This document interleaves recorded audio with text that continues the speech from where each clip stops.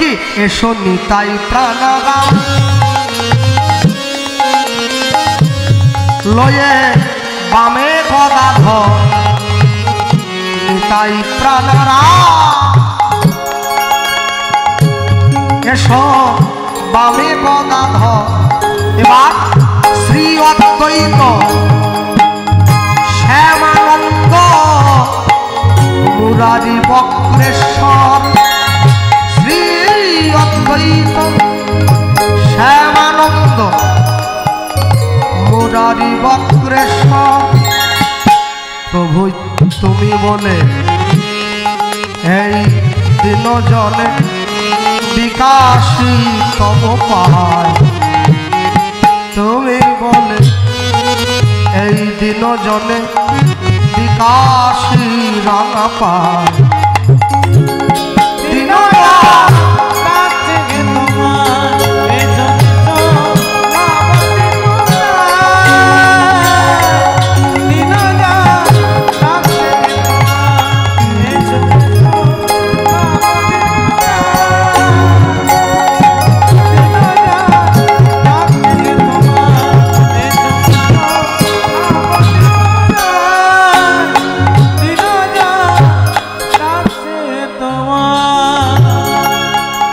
মানুষের ডাকে মানুষের আহ্বানে ভগবান সাড়া দিয়ে এসে পড়েছেন মানুষের সাজে।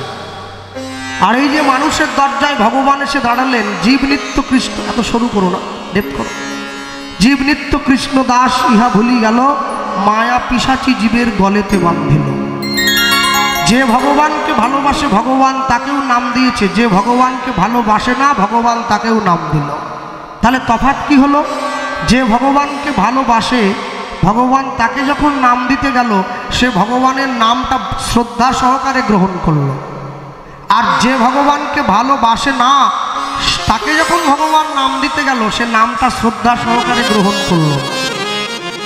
তাহলে মোট কথা বলতে গেলে যার পেটে খিদে ছিল সে খাবারটা সামনে পাওয়ার পরেই খেতে আরম্ভ করলো, কিন্তু যার পেটে খিদে নেই সে খাবারের দোষ গুণ বাঁচতে বসে পড়ল। পটলে তেল কম, ডালে ঝাল বেশি, আলু পটলে নুন বেশি হয়ে গেছে। যার হরিনাম গ্রহণের খিদে ছিল সে 10 কিলোমিটার দূর থেকে সাইকেল চালিয়ে কীর্তন শুনতে এলো, কিন্তু যার হরিনাম গ্রহণের খিদে নেই সে বাড়িতে বসে টিভিতে হিন্দি গান চালিয়ে। তাহলে আশ্চর্য কি, আজকে ভক্ত দুপুরবেলায় শ্রীকৃষ্ণ চৈতন্য মহাপ্রভু তার ভাব হয়েছে আসতে। মানুষের জীবনে দুবার জন্ম হয়, কখন জানেন? একবার মায়ের পেট থেকে মানুষ রূপে, আরেকবার গুরু দীক্ষা নিয়ে ভক্ত রূপে, দুবার জন্ম। কিন্তু মহাপ্রভুর 4 বার জন্ম হয়েছে। জীবনের কখন? তাকিয়ে দেখুন, নিম গাছের তলায় জন্ম হয়েছিল বলে ছেলেটার নাম হয়েছিল নিমাই। যখন ছেলেটা গঙ্গাদাস পণ্ডিতের টোলে গিয়ে পড়াশুনো করত তখন তার নাম ছিল গৌরাঙ্গ। যখন কাটোয়ায় কেশব ভারতীর কাছে গিয়ে সন্ন্যাস মন্ত্রে দীক্ষা নিয়েছে তখন তার নাম হয়েছে শ্রীকৃষ্ণ চৈতন্য।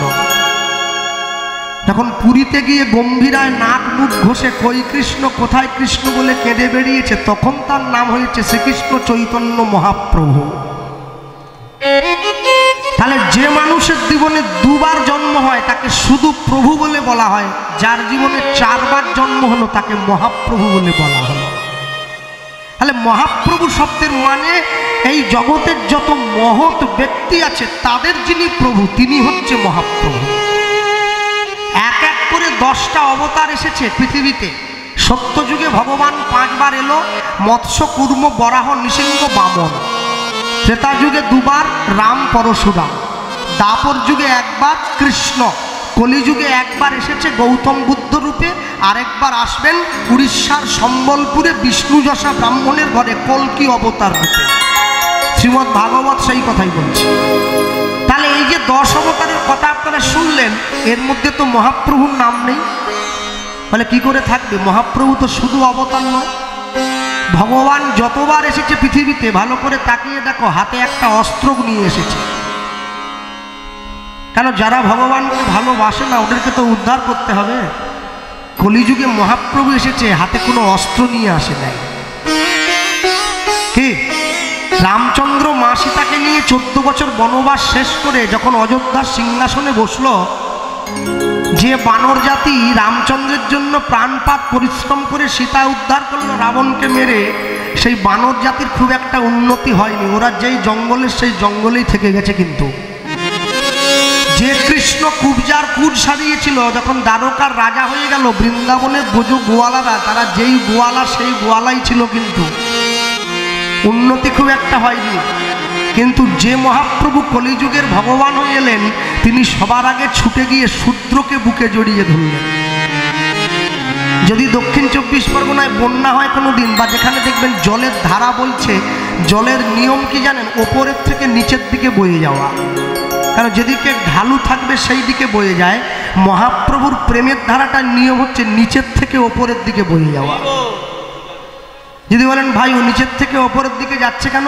নিচের দিকে কারা আছে? যারা সমাজের অধোগতি সম্পন্ন মানুষ,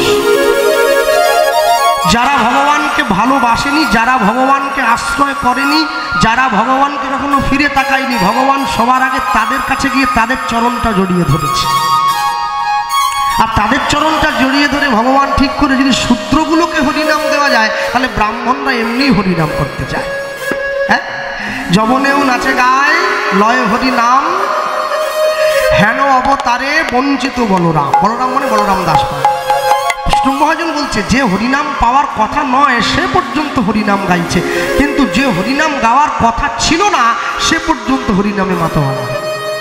কেন? আমেরিকার থেকে যারা ইস্কনে এসেছে দেখবেন ভালো করে হরে কৃষ্ণ উচ্চারণ করতে পারে না। কি বলে? হরে কৃষ্ণ, হরে কৃষ্ণ। কেন? বাংলা তো বলতেই জানে না, বলবে কি করে? কিন্তু দুঃখটা কি জানেন? ওরা বলতে পারে না, তবু বলে আমি বলতে পারি কিন্তু বলি না। তাহলে যারা বলার কথা ছিল না তারা হরিনাম বলছে, যারা বলার কথা ছিল তারা বলল না। বড় দুঃখ হচ্ছে এইখানে। মনে রাখবেন, মনুষ্য জীব আপন ইচ্ছায় জীব কোটি বাঞ্ছা করে, ঈশ্বর পুরাইলে বাঞ্ছা জীবের বাঞ্ছা তবে পুরে। মুরারি গুপ্ত গিয়ে মহাপ্রভুকে জিজ্ঞাসা করেছিল, প্রভু তুমি আমায় বলতে পারো ঠিক কত লক্ষ মালা জপ করলে গোবিন্দ পাওয়া যায়? মুরারি গুপ্তকে ত্রেতা যুগের হনুমান কলিতে মুরারি গুপ্ত হয়ে জন্ম নিয়েছে। সে মহাপ্রভুকে প্রশ্ন করছে, প্রভু ওই উত্তরটা আমায় দিয়ে দাও, আমি বাড়ির লোক বাড়ি চলে যাব। আমি বলছিলাম কি কত লক্ষ মালা জপ করলে গোবিন্দ পাওয়া যায়, তুমি একটু বলে দাও। মহাপ্রভু বলছে, মুরারি তুমি আমাকে যে প্রশ্নটা করলে এই প্রশ্নটা আজ পর্যন্ত কেউ আমাকে করেনি, তাহলে উত্তরটা আমায় দিয়ে দাও। মহাপ্রভু বলছে, ভগবানকে কোনোদিন মালা জপের মধ্যে দিয়ে পাবি না, মালা জপ তো অভ্যাস যোগ রে। তাহলে ভগবানকে পেতে গেলে কি করতে হবে? তাহলে কৃষ্ণ পাওয়া যায় আকুলতায়, কৃষ্ণ পাওয়া যায় ব্যাকুলতায়, কৃষ্ণ পাওয়া যায় চোখের জলে বুক ভাসিয়ে তাকে ডেকে, তবে পাওয়া যায়। মনে রাখবে, আমার বাবা বলতেন, মারা গিয়েছেন 14 বছর আগে, বলতেন জানো কৃষ্ণ একদিনকে তুমি অনেক বড় হবে, আমি তোমায় আশীর্বাদ করলাম, কিন্তু মনে রেখো বাবা তুমি মালা করেছ, তুমি তিলক ধারণ করেছো, তুমি নিরামিষ সেবা করো, তুমি ভগবানের ভোগ দাও, ভগবানকে প্রসাদ সেবা দিয়ে তারপরে তুমি নিজে প্রসাদ পাও, কিন্তু একটা জিনিস মনে রাখবে, যদি জগতে মনুষ্যত্ব অর্জন করতে না পারো তোমার কোনো ধর্মই তোমার শেষের জীবনে কাজে আসবে না। আমি বললাম বাবা মনুষ্যত্ব অর্জন করতে গেলে কি করতে হবে? হ্যাঁ, আস্তে আস্তে কথা বলতেন আমার বাবা, খুব উচ্চশিক্ষিত মানুষ ছিল। বলতেন জানো মনুষ্যত্ব অর্জন করতে গেলে কি করতে হবে জানো বাবা? মনে রেখো, মনে করো মেদিনীপুরে প্রচণ্ড গরম, তোমার গ্রামে জলের যতগুলো কল আছে কোনো কলে জল ওঠে না, তোমার বাড়ির কলটায় দেখি দেখি করে জল পড়ছে। তুমি তো মালা করেছো, তুমি তিলক ধারণ করেছো, মালা জপ করছো, আর তুমি দেখছো গ্রামের মায়েরা বোনেরা সব তোমার বাড়ির কলে জল আনতে এসেছে, কারণ কারো তো জল উঠছে না গ্রামের কলে, তোমার বাড়ির কলটায় আস্তে আস্তে করে জল পড়ছে। তুমি কি করলে? কাউকে কিছু না জানিয়ে রাতের অন্ধকারে গিয়ে তুমি তোমার বাড়ির কলটায় তালা লাগিয়ে দিলে। তুমি মনে রেখো বাবা, তুমি যতই মালা তিলক করো শেষের দিনে কিন্তু তোমাকে জল বিনেই চলে যেতে হবে। কেন? তুমি মনুষ্যত্ব জাগ্রত করতে পারো নাই। কর্ম তোমার ভালো হলে ভাগ্য তোমার দাসী, হৃদয় তোমার ভালো হলে ঘরেই মথুরা কাশী। তুমি ছুটে যাও পুরীতে, ছুটে যাও বৃন্দাবন, ছুটে যাও নবদ্বীপ, তুমি নবদ্বীপে গিয়ে সে যদি ডিম চাউমিনই কিনে খাবে, তুমি পুরীতে গিয়ে যদি ভেটকি মাছের চপই কিনে খাবে, তাহলে পুরী গিয়ে তুমি জগন্নাথের মহিমা উপলব্ধি করবে কি করে? পুরীতে গিয়ে জগন্নাথের চরণে গড়াগড়ি দাও, প্রসাদ সেবা করো, জগন্নাথকে আকুল হয়ে ডাকো, নিরামিষ সেবা করো, তবে তো তুমি বুঝবে জগন্নাথের মহিমা কত। তাই বৈষ্ণব মহাজন লিখতে গিয়ে লিখছেন কি, কেন আমার মহাপ্রভু তার সমস্ত পঞ্চতত্ত্বকে ডাক দিয়েছেন। শ্রী অদ্বৈত নিত্যানন্দ শ্রীবাস গদাধর তাদেরকে ডেকে বসিয়ে বলছে, আমার মনে একটা ভাব হয়েছে। কি ভাব? বলে যার ঘরে আজকে যা যা ভালো ভালো রান্না বান্না হয়েছে তোমরা ঢাকা চাপা দিয়ে আমার বাড়িতে নিয়ে আসবে। কি যারা বাড়িতে মহাপ্রভুর সেবা দেন, কেউ বলে ভজ পতিত উদ্ধারণ শ্রী গৌরহরি, কেউ বলে ভজ ভকত বৎসল শ্রী গৌরহরি, যার গুরু ঘরে যে শিক্ষা আছে। কিন্তু আমরা শেষে গিয়ে কি বলি, না জানি পরিপাটি না জানি রন্ধন, সুকারুকা এক মুষ্টি করহ ভোজন। কারণ আমি তো এটা মনে মনে স্থির করে নিয়েছি, আমার গুরুদেব বলতেন আগে তুমি এটা মনে স্থির করে নাও তুমি সচী ঠাকুরানী হতে পারো নাই। কারণ মহাপ্রভু কথা দিয়েছে, মা আমি 4 জায়গায় থাকবো। কোথায়? সচী মায়ের রন্ধনে, শ্রীবাসের অঙ্গনে, রাঘবের ভবনে, নিত্যানন্দের নর্তনে। তাহলে সচী মায়ের রন্ধনে মহাপ্রভুর বাস। তা বৈষ্ণব মহাজন আগেই কলিযুগের জীবকে দিয়ে ক্ষমা চাইয়ে নিয়েছে, না জানি পরিপাটি না জানি রন্ধন, সুকারুখা এক মুষ্টি করহ ভোজন। তাহলে আমি যদি ক্ষমা চেয়ে নেই, ক্ষমার চাইতে বড় কোনো ধর্ম হয় না। কিন্তু তার আগেই যে তুমি বলে এলে, আলু ভাজা, উচ্ছা ভাজা আর বড়ি ভাজা প্রেমানন্দে ভোজন করে নদীয়ারও রাজা। কিন্তু পদে গাইলে, তাহলে তুমি যে পদটা গাইছো পদের উদ্দেশ্য বুঝে গাইলে না আস্তে। হ্যাঁ, আমার বাড়ি পশ্চিম মেদিনীপুর, যদি কোনোদিন আপনাদের সুযোগ হয় যাবেন আমার বাড়িতে, দেখে আসবেন আমার পরিবারদের।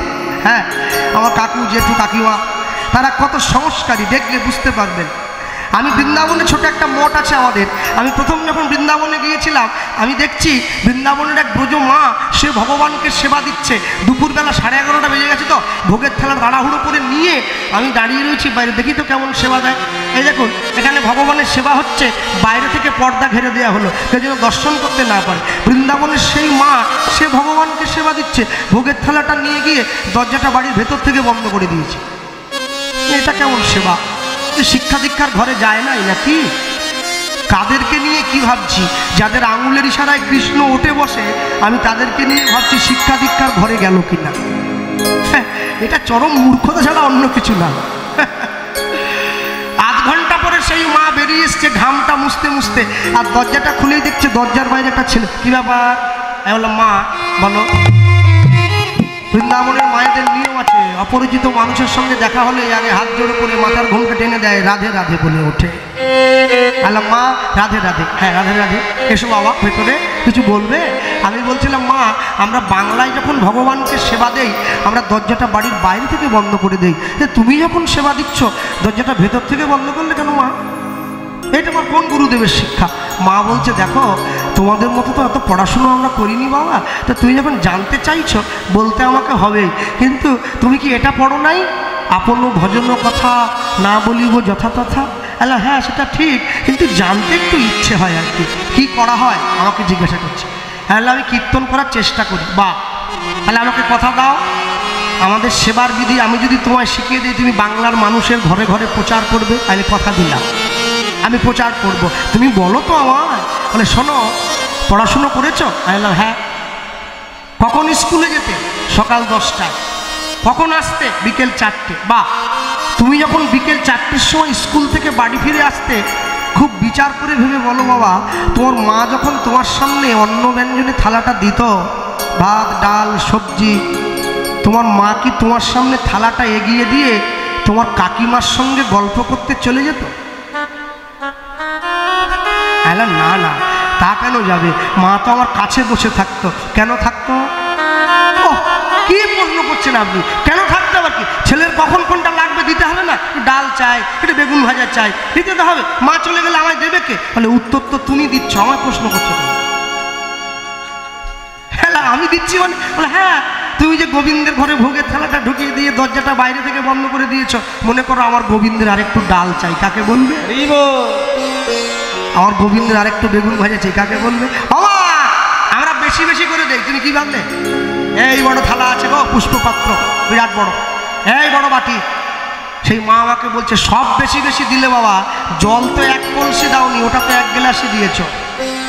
আলা হ্যাঁ তা 1 গ্লাস দিয়েছি। তা মনে ভাবো না আজকে এঁচোড়টাই বড্ড ঝাল হয়েছে, ভগবানের আরেক গ্লাস জল চাই, কাকে বলবে?